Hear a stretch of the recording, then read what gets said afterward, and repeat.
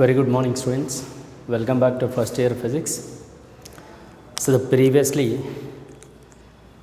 we completed one chapter, that is oscillations. The chapter was very important, and you read from that chapter, we'll get the one LAQ in the final examination, so that you concentrate and supposed to finish all LAQs from that chapter. Let us will move into the new chapter, that is about a gravitation. The new chapter, and from this chapter in the final examination, definitely one short answer they will ask you, SAQ. We can call as SAQ. Let us come to the point is gravitation in the senses. It is related to the gravitational fields. The field is, it is related to the universal gravitational field, like that we have the some related that. And before that, we should know about a basic forces in the nature. Actually, we have three basic forces in the nature. Basic forces. You say basic forces is the topic. In this basic forces, there are three types of basic forces are there. Then we can say gravitational force of attraction. So this is always attractive. Second, electromagnetic force, EMF, electromagnetic force. Third one, nuclear force.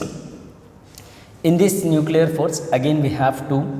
One we can say weak nuclear force, and one more we can say strong nuclear force. Come to the point.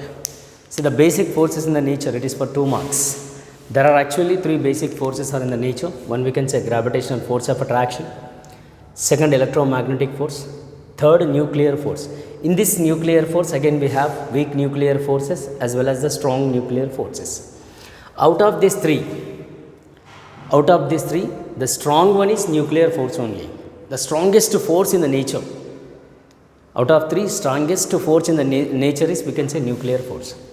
So the weakest force in the nature is, we can say, gravitational force of attraction. It is the weakest force. Out of these three, gravitational force of attraction is the weakest force in the universe.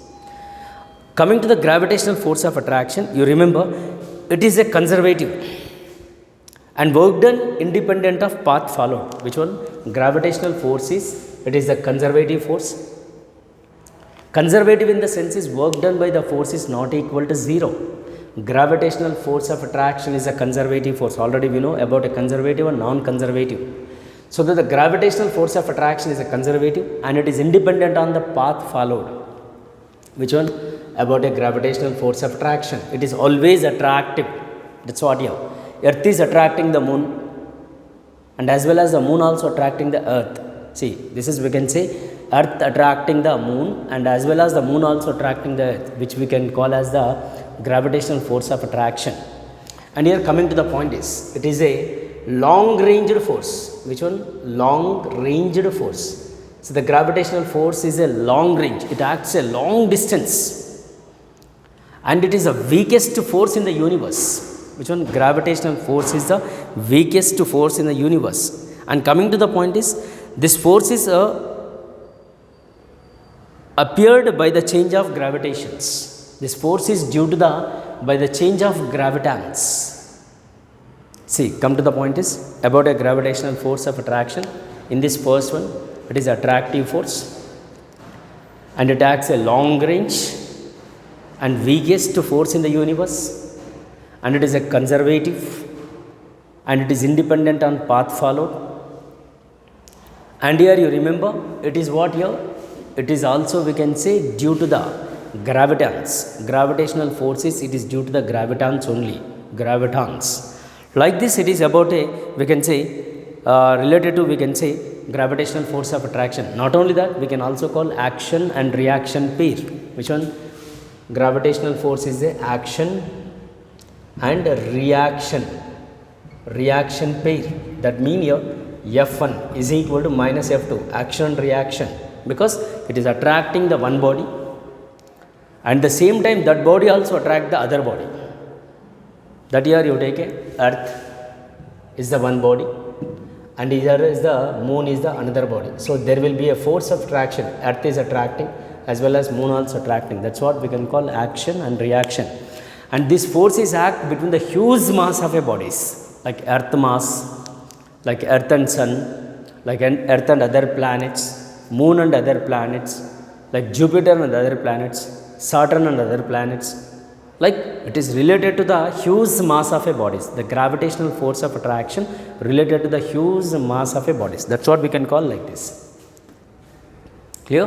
So that the gravitational force of attraction is a long range and which act weakest force, and it is to be, you remember, due to the gravitons. It is what it is about a related to the gravitational force of attraction. See, now coming to the point is, next one we'll move to the electromagnetic force. Sir, what is electromagnetic force? Here you remember, electromagnetic in the senses, it is related to the second year.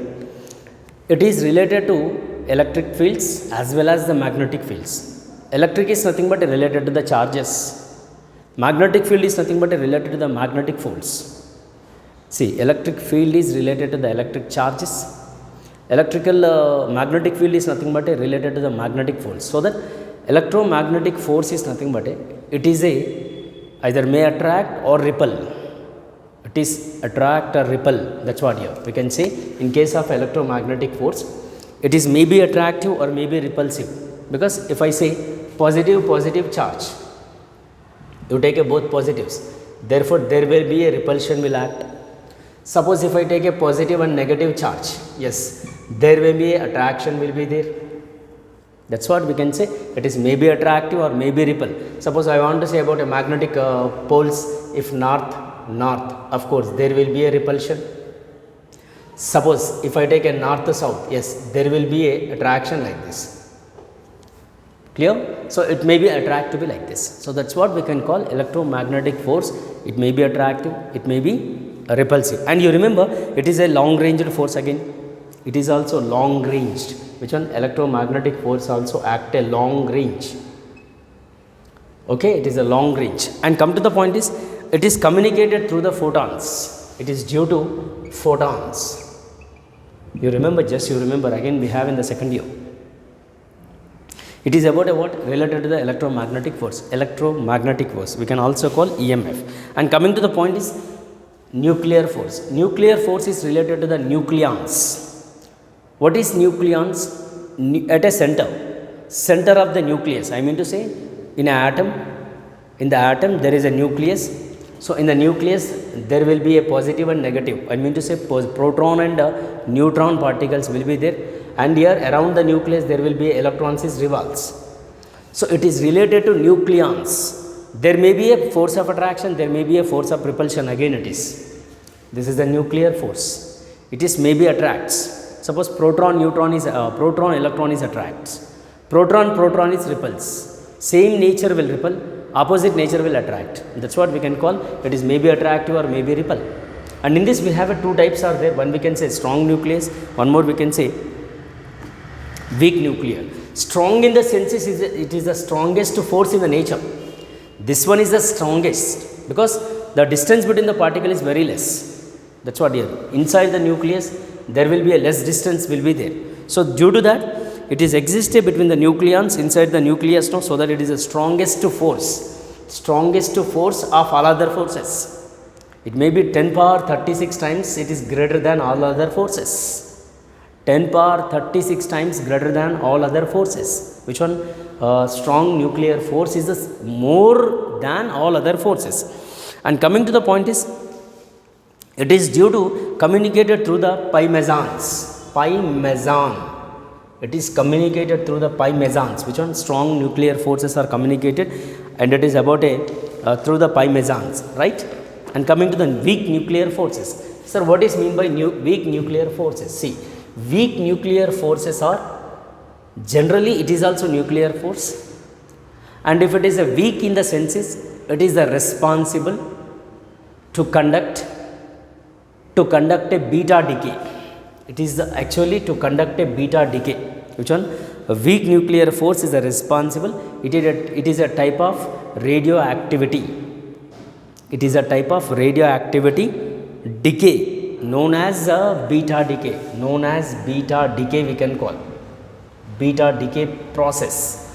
See, it is the radioactivity, again second year it is there, just you remember.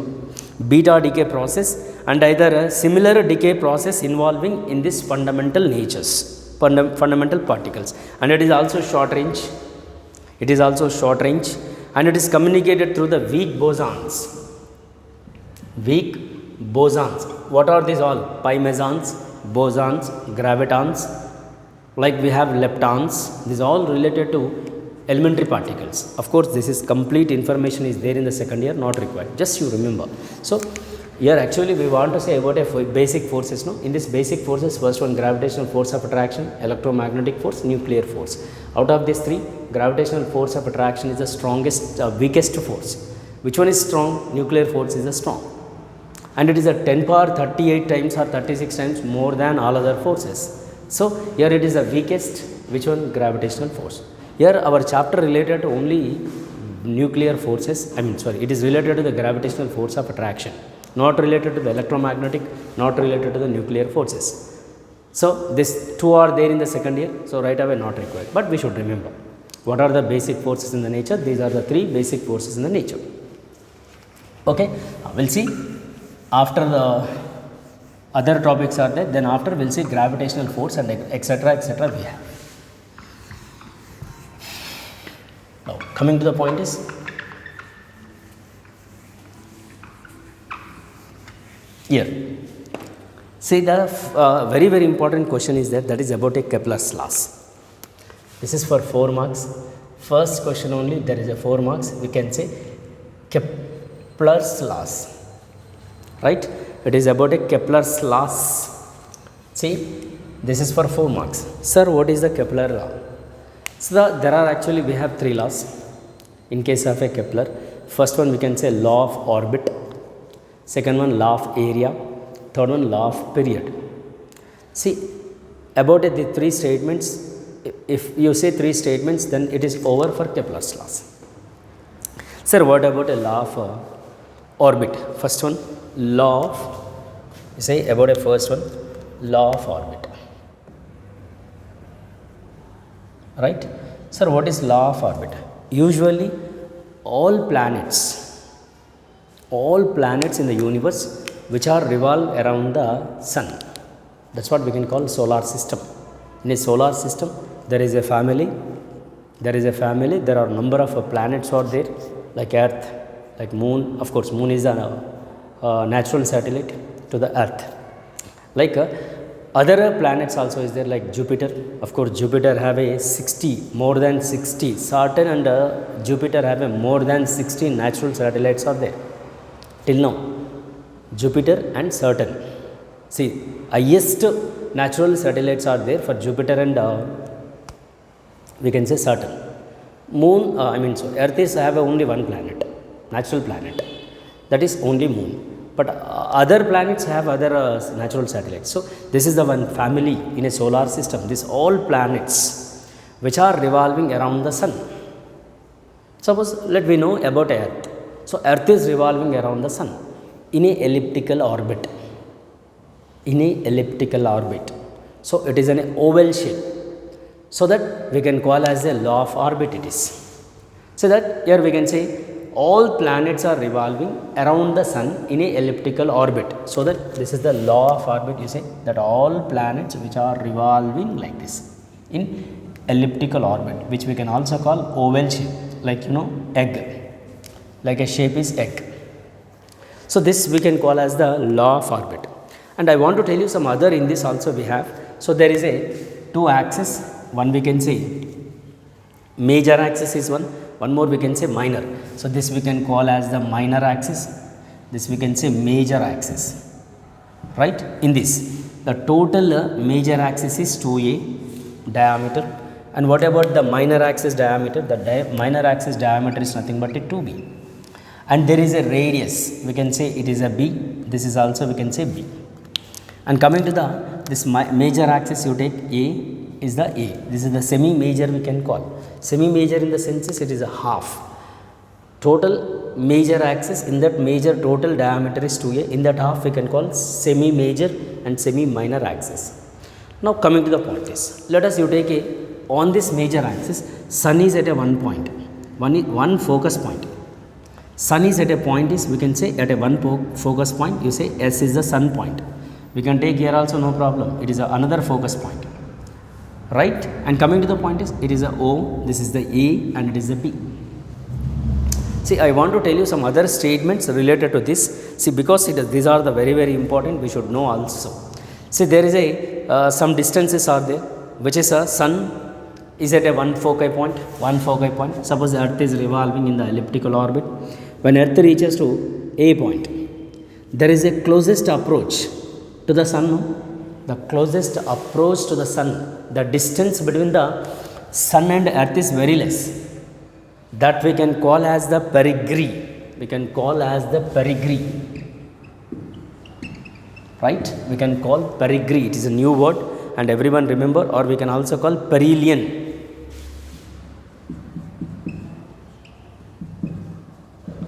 Perihelion it is. These are the new definitions. H-E-L-I-O-N. H-E-L-I-O-N. Perihelion it is. See, when it is very close. See, when earth is reaches to very close to the sun, the distance between the earth and the sun, or the planet and the sun, which we can call perihelion. So that the distance which we can take as the between these two, we can call as the RP. P for perihelion or perigee. The statement will be the distance of closest approach. The distance of closest approach with the sun is at a F1. With the sun is at an F1, which we can call as the perigee, or we can call as the perihelion. That's what you write here. RP is the distance. That's what here RP is nothing but we can also take as it is the closest to AS. You keep like this. And here, if a sun is at a long, if earth is at a long distance or farther point, if at a B point is there is a long distance between the sun and that planet or earth.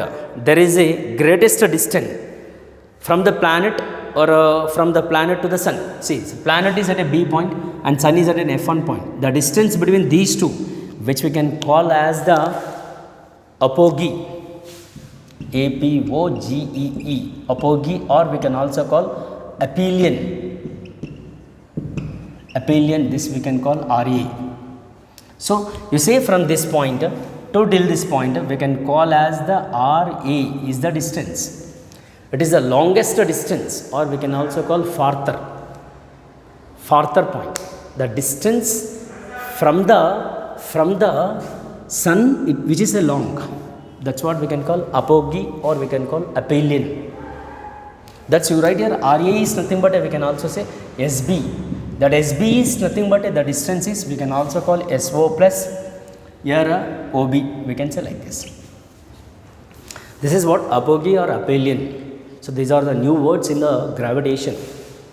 Okay. See, one is we can call perigee, or one more we can call perihelion, which is the very close to the sun. The distance between the planet and the sun is very close. The closest approach, which we can call as the perigee or perihelion. And there is a planet is at a long distance from the sun. The greatest distance between the sun and the planet, which we can call as the apogee or aphelion. Apogee or aphelion, that is RA, that is equal to SB. That is because the distance between these two is equal to SO plus OB. So these are the new words, and you remember. And there I want to tell you another one, eccentricity. So this all new words, ECCEN, eccentricity, small e. See, what is eccentricity, sir? That is nothing but the distance between SO and AS is nothing but we can call as the eccentricity. That's what you say, SO and OA, the distance between the ratio of SO by AO is nothing but eccentricity. SO is nothing but distance from the sun to center to the distance from the center to the other point, or we can say planet. Planet is at A. So that eccentricity is nothing but E is equal to SO by OA. SO is nothing but a distance between the sun and the center. AO is nothing but a one point of end to center point. So that here AO we know that is A. So that here SO is nothing but a E into E. This is about a eccentricity, the ratio of like this. The ratio of two distances. Now come to the point is, I want to calculate a RP. RP is the distance, right? This is the distance we should get. So that here we should get this distance, then you do AO minus SO if I take, then we'll get the RP. That is, we can say perigee or perihelion. So if I take RP is equal to like this, because you subtract total distance minus SO, that is AO minus, if I take a SO. See, AO minus SO is nothing but a RP. So however, AO only you take. And what about SO? SO is nothing but a A into E. But here AO also we know A. So that you write A minus A into E. There will be A into 1 minus E. This is what? RP. RP it is. Sir, what about RE? Yes, of course, RE is ready is there. That is, we can say apogee, or we can call aphelion. Apogee, or we can call aphelion. So that RA is equal to SO plus OB. Look at here, SO.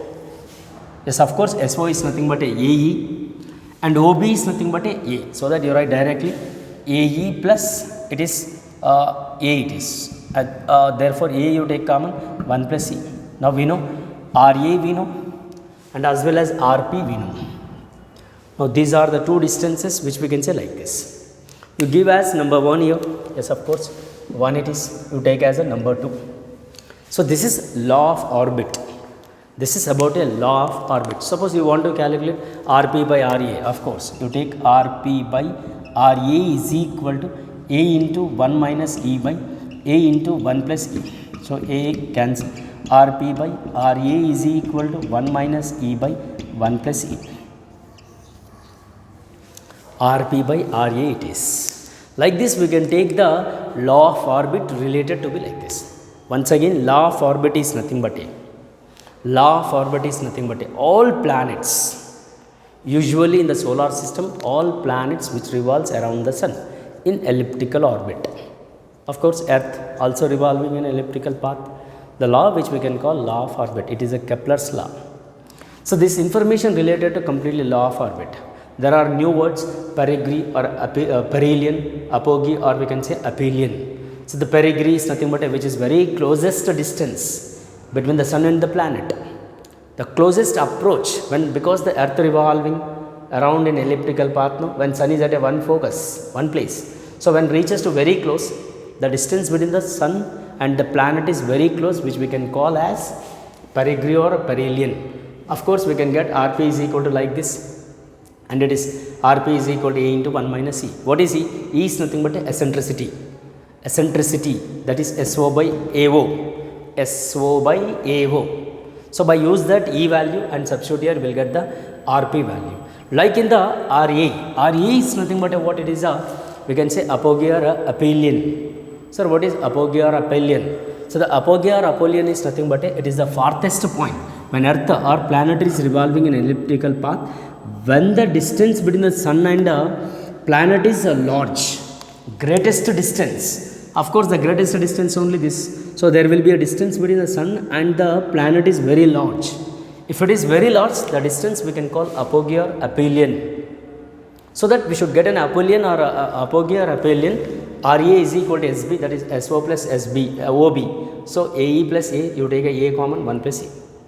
So like this, related to the law of orbit statement and related statements. Clear?